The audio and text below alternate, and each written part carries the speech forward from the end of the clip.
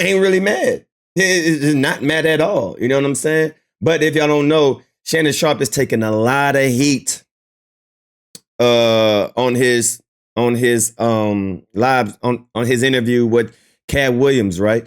A lot of people over there hating, right? This is just some of the stuff, right? Finishing this Katt Williams interview on Club Shay Shay, seeing people on here criticizing interview skills with Katt Williams, praising him for being well informed and prepared in the interview. Y'all ain't as smart as you think, right? So a lot of people are criticizing Shannon Sharpe, saying that he didn't do a good job, doing the interview and stuff like that. So let's just read some of the stuff, right?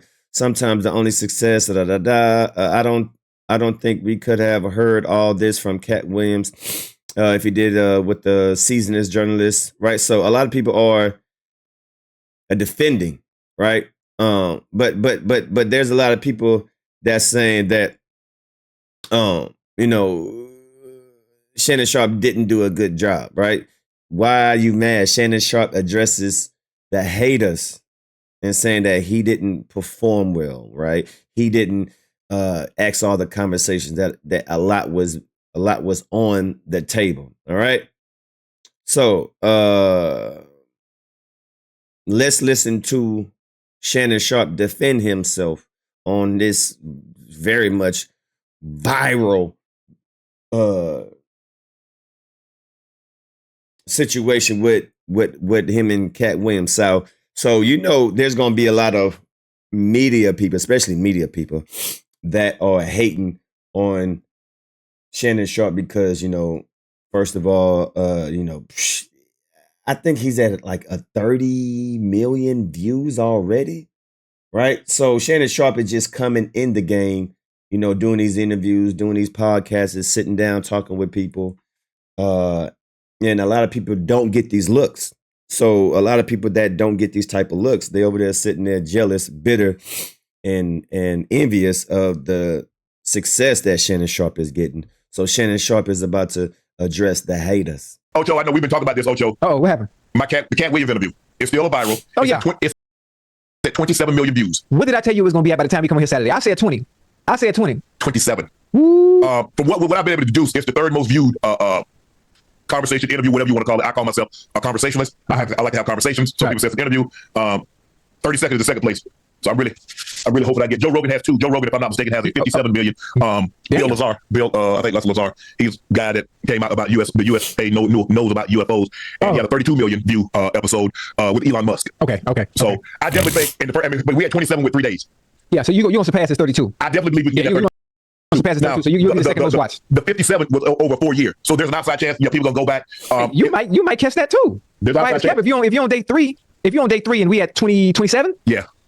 Well, you might catch. It's still doing about 5 to 7 million views a day. Yeah, that's the thing. When it comes to somebody like a Katt Williams, who is a comedian, and when you speak, you know us. We love things that are messy at times, and it creates traction.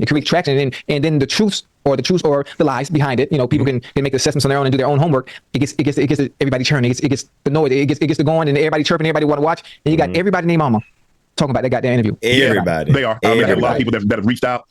People that don't really listen to or subscribe to Club Shay Shay or know anything about that, but because it was on every news network, it was on ET. People are talking about it in the basketball locker rooms and NFL and every circle. People have talked about it. And what's disappointing to me, because there are people that do what you and I do, that had so much to say, and it's only because of jealousy. Because I guarantee you, if Katt was on their podcast and did exactly what he did on my podcast, they would never say what they're saying. Exactly. No, that was the decision that I had to make in a split second, Ocho. Right. And what I always try to do is not talk over the guests. They come, okay, tell your story, tell it without me interrupting. Exactly. And he did a great job just letting Katt Williams just talk. That's what you want, right? You want the guest that you're interviewing just to let them tell their side of the story. Let them tell what they experienced. Let them express how they feel, and that's exactly what he did. And then if there's a point that I think I need to add or I need to, rephrase question, okay, we'll go there. But in that situation, Ocho, I've got to make a split second. I know I got cards. Okay, I want to start at this place. But he said, I want to tell you why I came. You offer a safe place, a safe space for people to say and to get things. Okay, fine. And then he went. Now I'm teed up to ready to go in the direction that I think, because at the end of the day, Ocho, even though he went the direction that he went for 30 minutes, Right. I still had to have structure. I still had to get the train back on the track. Right. Even though I don't think he was off the track, he wanted to get that off his chest. Right. Now he got that off his chest. Okay, now let's get to where you come from. How did you come to be? How did you leave Ohio? Why did you leave Ohio? How did you end up in Florida as a 13-year-old with a Rottweiler puppy? That's exactly what he did, right? He came out gun blazing. Went straight to Ricky Smiley, Steve Harvey, Cedric the Entertainer, Faison Love. And he came out blazing. And once he came out and, started really going off, then Shannon Sharpe did come back and we learned more information about him as an individual, not just how he feels on other people. So that was a good job that how he trickled that back to, okay, let's figure out who Katt Williams is. Who were you? How did you get to this point? What did you do? And I definitely learned a lot about Katt Williams, In the back of an 18-wheeler. Right. How did that come about? What was the thought process? When did you know this was going to happen? Okay, what made you leave Florida and go to OKC, Oklahoma? But man, it's just everybody got something to say. Man, bro, it's like everybody, but they never said anything. When I let Steve say what he said, when I let said what he said, when I let everybody say what they said, nobody said anything. Yeah. Now all of a sudden, because it goes viral, I guarantee you, Ocho, if this video had done 2.7 million views, nobody would have said a damn thing. No, not at all. Because Steve Harvey, go ahead, Ocho. They just upset that I'm assuming you got the interview. I did. You got the interview. I don't think there's a space or a person out there that I think he would have felt comfortable with, where he would have been as open and truthful with. He was literally open, because when you're talking to you, there's a certain level of comfort, there's a certain aura, there's a certain energy that you have, obviously being in locker rooms, being able to talk to people. And it provides a certain type of, I don't even know how to explain it. It's a comfort level that they have. That they're going to be able to tell their side of this. They're going to be able to tell their story without any judgment from me. There we go. There we go. At the end of the day, there are very few people like that. Very, very few people like that. I'm not here to judge. I've asked you. I mean, there have been times that people have reached out to me to come on, but most of the time I reach out and I'm asking, if you're free, hey, get back to me. Sometimes I have to go to a manager. Sometimes I have to go to a publicist. Sometimes I deal directly with the individual. Doesn't matter. It's okay. Or I'll pass it off to CJ, and then CJ's like, he and I huddle up and says, okay, what day works best for you? These are the times. He came in. I'm like, CJ, okay, did he give you a time? What's his time limit? Sometimes they say, hey, I got as much time as you need. Sometimes they say, I only got an hour. I only got 75 minutes. I only got 90 minutes. Normally I say, I need at least 75 minutes. That's normally what I go. I say, I normally need at least 75 minutes. Right. CJ, is there anything that they say that we can't ask? When I had Steve Harvey, I had no intentions of asking him anything about his wife, asking him nothing about his daughters. He volunteered that. Shannon, why didn't you push back and say, well, Steve, you said this about your first wife. Steve, you did this, this, and this. Nobody said a damn thing. When and he even asked me, Katt even asked, when Cedric said, what I said, the reports that Katt said, that there was a joke that he told that you stole from him. Said, I didn't steal no joke. He said, it don't even sound the same. I said, okay, nobody said, Shannon, you should pull out the video and show him Katt joke and his joke. Nobody said anything.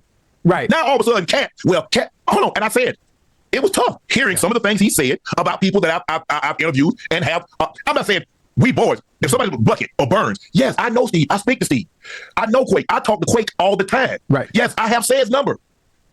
When they came on, I didn't cut anybody off. Remember the time that I cut somebody off? Now you want me to cut him off. Man, but he going in. Okay? Exactly. Right. And I respect that he did that. You got to put your personal feelings to the side and get the content, right? This is not, I like you. Well, you can like the person all you want to, right? But at the end of the day, this is a business. So you got to allow that person to speak their piece, right? You got to allow that person to, the person that you interview to express how they feel, no matter who they talking about, I mean, this is not I'm here to defend my quote unquote friend. No, this is an interview and we got to get this content out, right? So I definitely respect what Shannon Sharpe did, how he did it. He didn't cut him off. He didn't overtalk him. He didn't try to make the show about him. And I appreciate that, right? So salute to Shannon Sharpe. Great interview.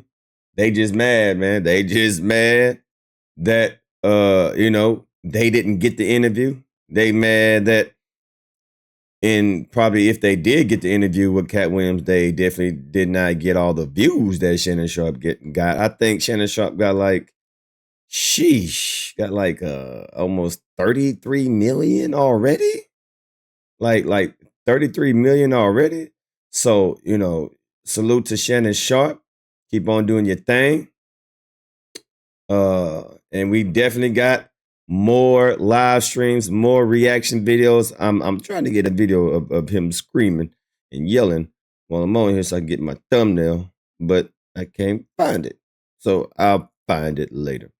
So salute to y'all. Appreciate y'all. Like I said, man, we got a lot of, okay, here we go, right here. There we go. Wow.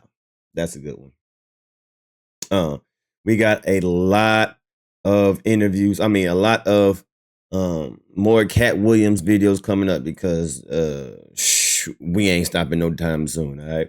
So make sure y'all leave a comment down below, man. It's your boy DMD signing out.